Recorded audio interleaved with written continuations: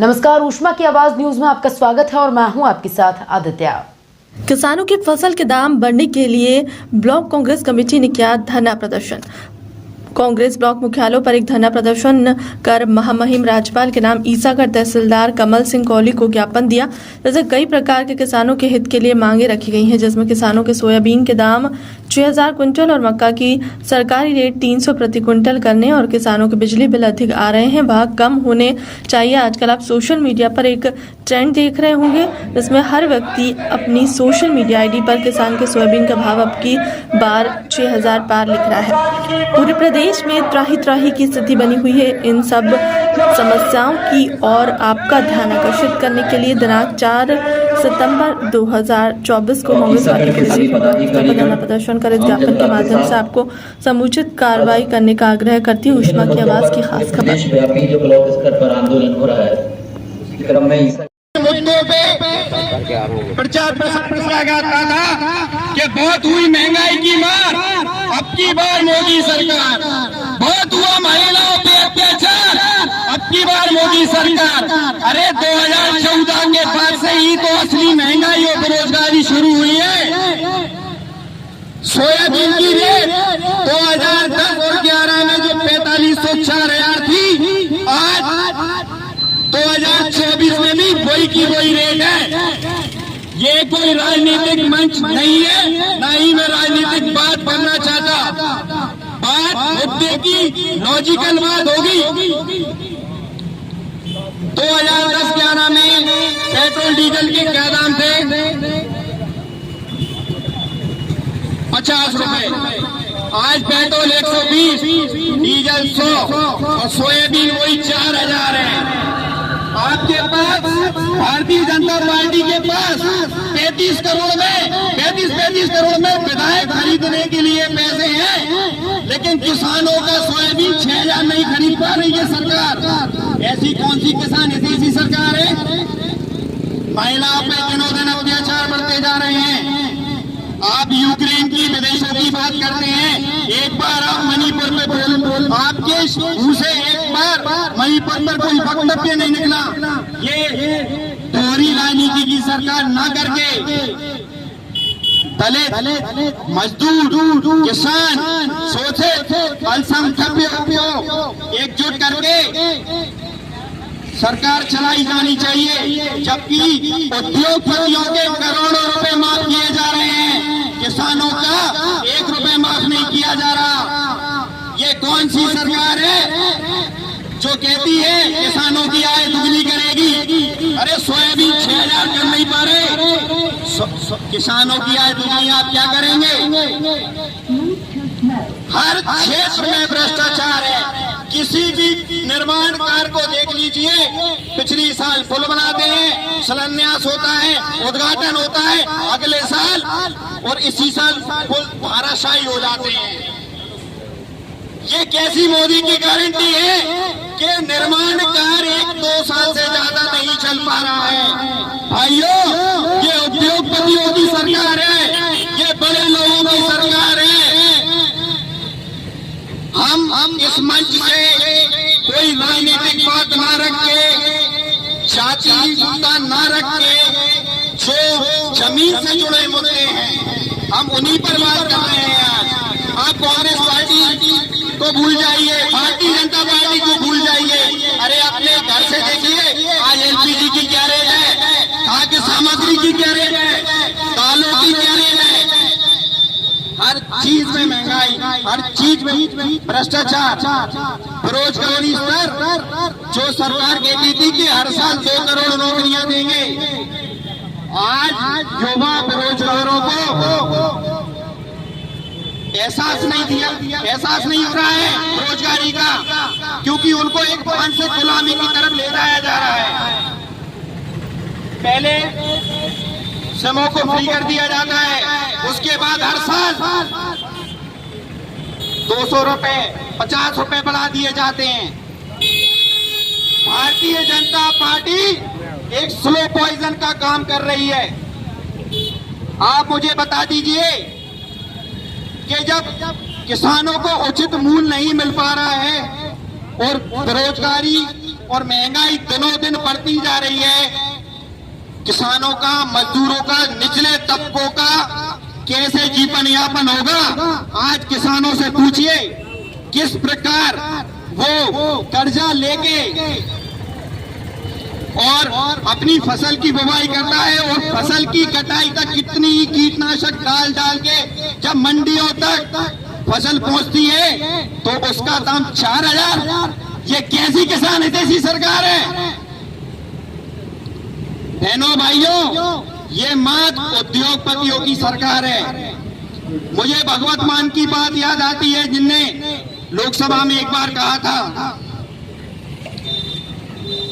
कि बात चली थी भारत को डिजिटल इंडिया बनाने से, बात चली थी एक के बदले 10 सरकार कर लाने से, बात चली थी काला धन वापस लाने से।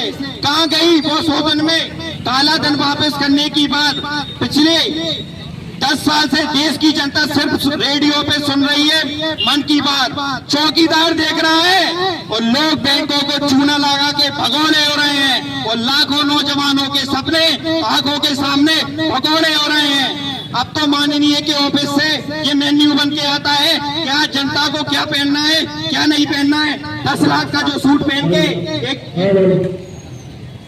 जुमलेबाज, अरे अगर आपने चाय बेची होती स्टेशन पे तो आज ये स्थिति नहीं होती भारतीय रेल की कि आए दिन भारतीय रेलों की दुर्घटनाएं हो रही हैं, हजारों की तादाद में जनता की मौत हो रही है।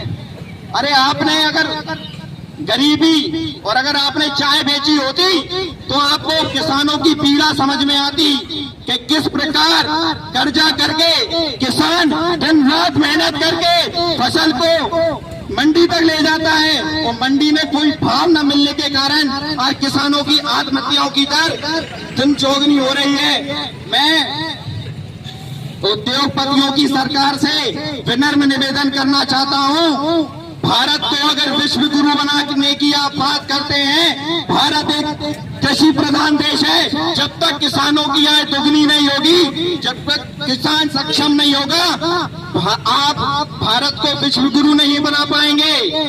सरकार किसी भी की भी हो ज्यादा दिन तक नहीं टिकती। अब की बार 400 पार, अरे 250 पार में सांसें फूल गई आपकी, 240 पे सिमट गए और यही स्थिति आपकी रही तो 400 पार भूल जाइए, आप 40 पार भी नहीं हो पाएंगे। इस मंच से एक ही निवेदन करना चाहूंगा, जो मुहिम चलाई जा रही है कि सोयाबीन की रेट कम से कम 6,000 प्रति क्विंटल बिके। माननीय मेरे हमारे क्षेत्र के लोकप्रिय विधायक माननीय सांसद जी, वर्तमान सांसद जी से हमारा निवेदन है कि इस मुहिम में शामिल होकर किसानों को उचित मूल्य की दाम दिलाएं और कम से कम 400 पार ना हो पाई हो, कम से कम सोयाबीन को 600 पार करा दो, जब ही भारत विश्व गुरु बन पाएगा। आगामी वक्ता बहुत है, बातें बहुत है, लेकिन आगामी वक्ता बहुत है। इन्हीं शब्दों के साथ मैं अपनी वाणी को विराम देता हूँ। जय हिंद, जय भारत, जय कांग्रेस, विजय कांग्रेस। सबको मैं विनम्र निवेदन करता हूँ। ब्लॉक कांग्रेस कमेटी के किसानों के संबंधित धरना प्रदर्शन में उपस्थित हमारे ब्लॉक कांग्रेस कमेटी के अध्यक्ष बड़े भाई अवधेश लोधी जी, हमारे किसान कांग्रेस के ब्लॉक अध्यक्ष कप्तान सिंह गुर्जर जी, किसान कांग्रेस के जिला उपाध्यक्ष शेखर यादव जी, सभी मंडलम सेक्टर अध्यक्षगण और मंच पर बैठे सभी सम्मानीय कांग्रेस के परिवार भाइयों, आप सब जब परिवार जानते हैं कि कांग्रेस पार्टी को धरना प्रदर्शन करने की जरूरत क्यों पड़ी। क्योंकि भारत की जो सरकार है, मध्य प्रदेश की जो सरकार है, दोनों सरकारों में एक सांपनाथ और एक नागनाथ बैठा है और उनके यहाँ के सांसद, विधायक, संतरी, मंत्री ये सब बोले हैं, क्योंकि इनके इशारे पे ये चलते हैं। जैसा कि आप जानते हो,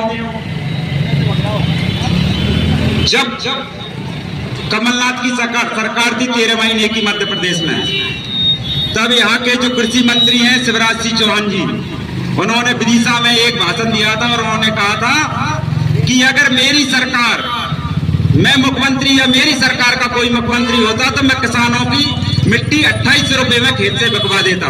तो मैं शिवराज सिंह चौहान से पूछना चाहता हूं कि केंद्र में भी सरकार तुम्हारी है और राज्य में भी सरकार तुम्हारी है, विधायक भी तुम्हारे हैं, मंत्री भी तुम्हारे हैं और तुम खुद कैबिनेट मंत्री हो, कृषि मंत्री हो। अब आप कहां गए? किसानों को 6000 सोयाबीन के दाम दिला दो, मक्का के 3000 दिला दो, उड़दों के 6000 दिला दो, धान के 4000 दिला लो, अब आपका मुंह नहीं खुल रहा। यहाँ के भी जब विधानसभा या लोकसभा के चुनाव हुए थे, यहाँ के तथाकथित महाराज जो हमारे कुछ पूर्व नेता हुआ करते थे, ज्योतिरादित्य सिंधिया जी, मैं उनसे भी पूछना चाहता हूँ कि आप कहते थे यहाँ भूमाफिया का राज खत्म होगा और अतिक्रमण मुक्त करा देंगे। बिल्कुल मैं आपको बधाई देता हूँ कि आप मन से ये बातें करते थे, लेकिन जब अतिक्रमण की बात आती है कि अब मुझे एक भी यहाँ का प्रशासन, एक भी प्रशासन नाम बता दे कि भारतीय जनता पार्टी के इस नेता से हमने अतिक्रमण मुक्त कराया। मुक्त अगर किसी से कराया है तो या तो विपक्ष पार्टी का नेता होगा या आम आदमी होगा। क्या भारतीय जनता पार्टी का नेता कोई अतिक्रमण नहीं करे?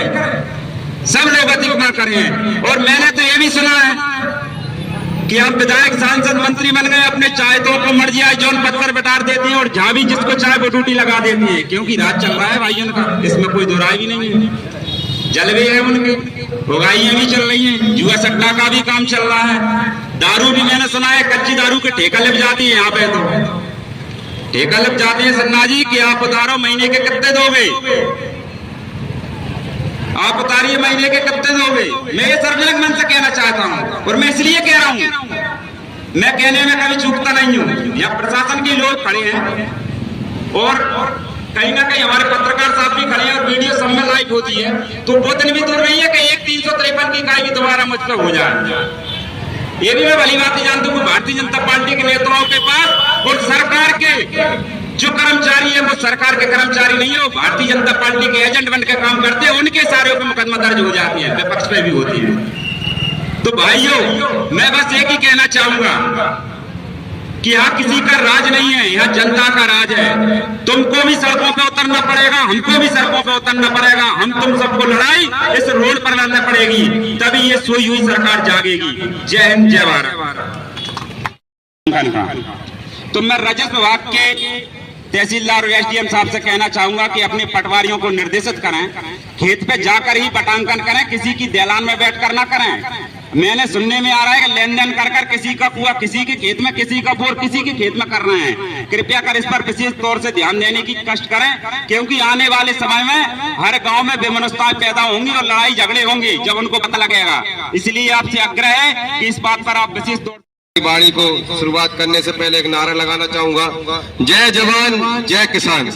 जैसा कि आप सबको अवगत है, आज कांग्रेस पार्टी एक विशाल धरना प्रदर्शन हम सब लोगों के हित के लिए कर रही है, ना कि अपने खुद निजी राजनीतिक फायदे के लिए। आप सबको जैसा कि अवगत है, आप सब सोशल मीडिया से जुड़े हैं। बीजेपी पार्टी जिस तरह से एक मेंबरशिप अभियान चला रही है कि जितने ज्यादा लोगों को जोड़ सके जोड़ लीजिए, तो मैं उनसे एक निवेदन करना चाहूंगा कि आपकी सरकार है, आपके मंत्री हैं, आपके संतरी हैं, आप केंद्र में बैठे हैं, आप मध्य प्रदेश में बैठे हैं, आप हर जगह आप मौजूद हैं, तो क्यों ना आप इन किसानों की आवाज उठाएं, क्यों ना एक ऐसा मेंबरशिप प्लान बनाए कि किसान की जो किसान मेहनत करता है उसकी लागत उन्हें दुगनी मिले। सोयाबीन के भाव देखिए, पहले ही जो सोयाबीन के भाव थे, अभी आपने कुछ दिन पहले दबाव में आकर 300-400 रुपए बढ़ा दिए, 4500 रुपए आपने भाव कर दिया। और जो किसान की मांग है सोशल मीडिया पर, अब क्या आप अंधे हो गए हैं, आपको सोशल मीडिया नजर नहीं आ रहा है? और कुछ ऐसे नेता भी हैं बीजेपी के, मैं उनकी तारीफ करना चाहूंगा, जो निरंतर सोशल मीडिया पर अपडेट कर रहे हैं अपने पार्टी के खिलाफ भी जाकर, तो मैं उनका बहुत बहुत धन्यवाद करना चाहूंगा किसानों की ओर से।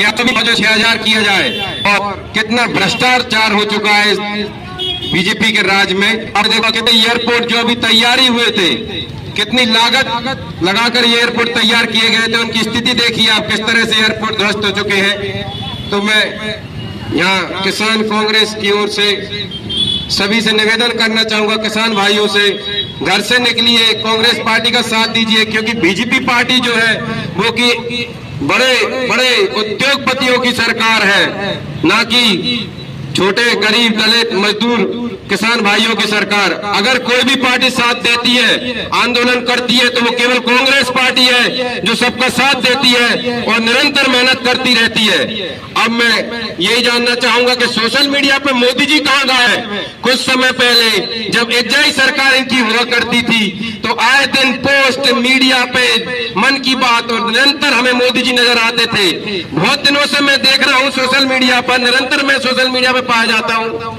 मोदी जी मुझे नजर नहीं आ रहे हैं, बस मात्र हमारे नेता राहुल गांधी जी जिस तरह से छाए हुए हैं। एक गायक थे, उन्होंने गाना बनाया हुआ था राहुल गांधी जी के ऊपर, तो मैं आज एक वीडियो देख रहा था, उन्होंने माफी मांगी है राहुल गांधी जी से। उन्होंने इसलिए माफी मांगी कि उन्होंने उनके विरुद्ध गाने बनाए हुए थे, लेकिन बीजेपी की सरकार आते ही जैसे ही उन्होंने बीजेपी सरकार पे एक दो गाने गा दिए और उनको जेल भेज दिया गया।